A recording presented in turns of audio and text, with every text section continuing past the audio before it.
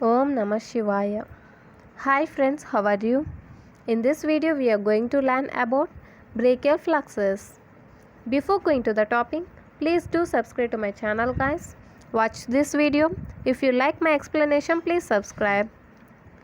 Brachial fluxus is the fluxus of nerves formed by the anterior primary rami of lower fourth cervical and first thoracic spinal nerves.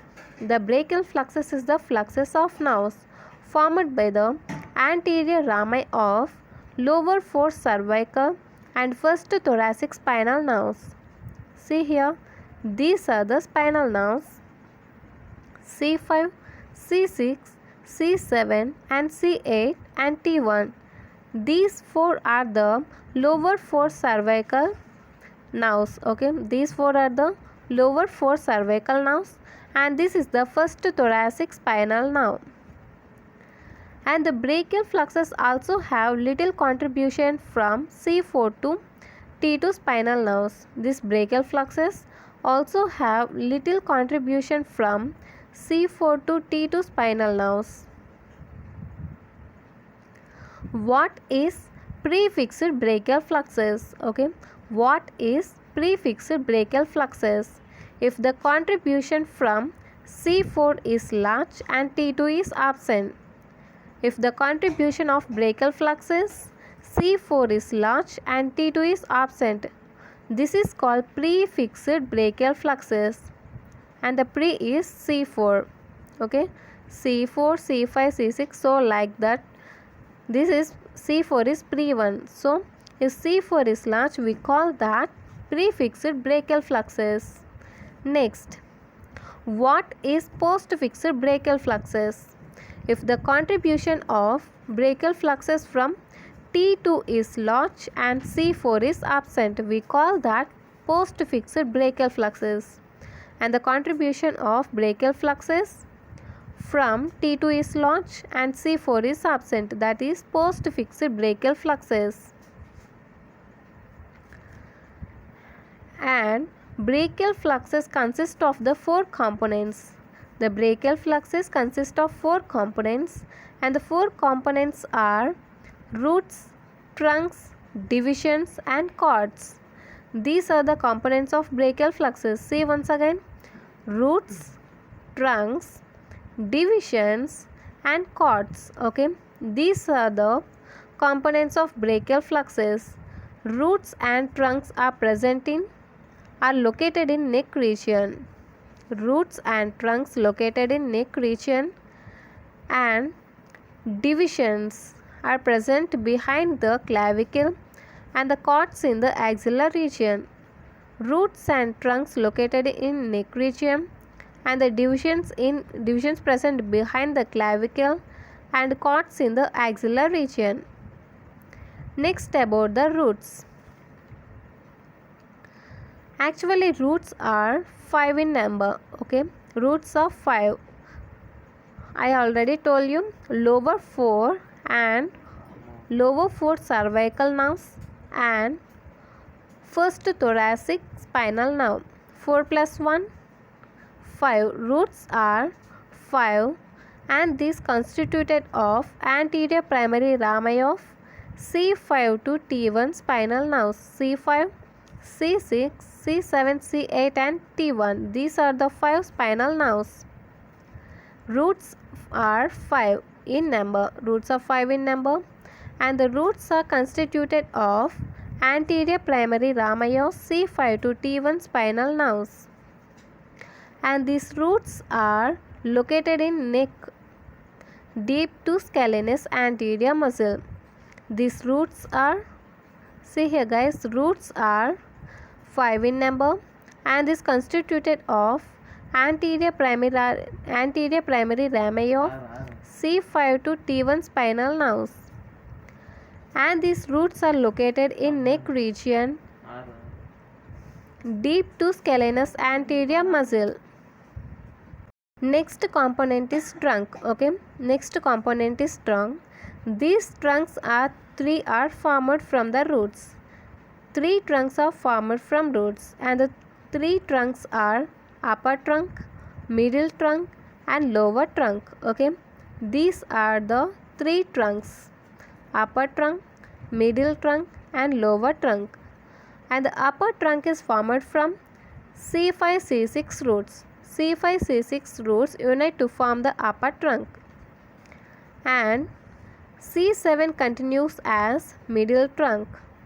And the next C8 and T1 unite to form lower trunk. Okay, these are the three trunks formed from 5 spinal nerves. Okay, and the trunks present as well as the roots, these trunks are also present in neck region. There is a cleft between the scalenus medius and scalenus anterior. There is a cleft between the scalenus medius and scalenus anterior. And the cleft is occupied by, and the cleft present in between these occupied by these trunks. Okay, these trunks occupy this cleft. See this figure, guys. This is the scalenus medius and this is the scalenus anterior. Between these two muscles, the cleft is present. This is the cleft. Okay, and this cleft is occupied by these trunks, by these lower, middle and upper trunks. To this trunk, behind scalenus medius is present, and in front of these trunks scalenus anterior is present. You may observe here, behind to this trunk scalenus medius is present, in front to this trunk scalenus anterior is present. Okay, next coming to the divisions. Each trunk divided into anterior and posterior divisions. Each trunk divided into anterior and posterior divisions, and these divisions lie behind the clavicle. These divisions lie behind the clavicle. See here, upper trunk, middle trunk and lower trunk. All these three trunks divided into anterior and posterior divisions. Anterior division, posterior, anterior, posterior, anterior, posterior. Okay, all these trunks divided into anterior and posterior divisions.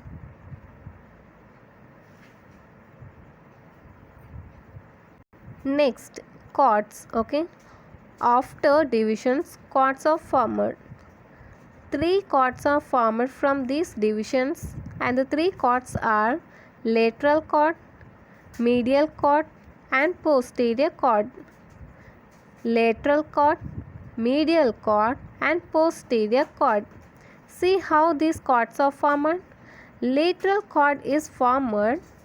How this lateral cord is formed?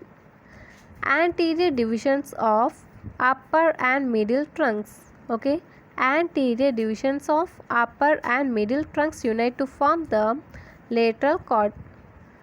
You have to remember here, guys, anterior divisions of upper and middle, that means first one and second one. Anterior division of upper and middle trunks unite to form the lateral cord. Next, medial cord, anterior division of lower trunk. Anterior division of lower trunk continues as medial cord. And how the posterior cord is formed? All the posterior divisions of all the trunks. Okay, every trunk has a posterior division. All these posterior divisions of these trunks unite to form the posterior cord. So that we are named this as posterior cord. This posterior cord is formed by all the posterior divisions of three trunks. That's why we named this as posterior cord. See here, guys.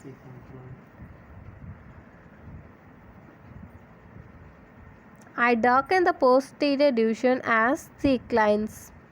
See, this is anterior division, anterior, and this one also anterior.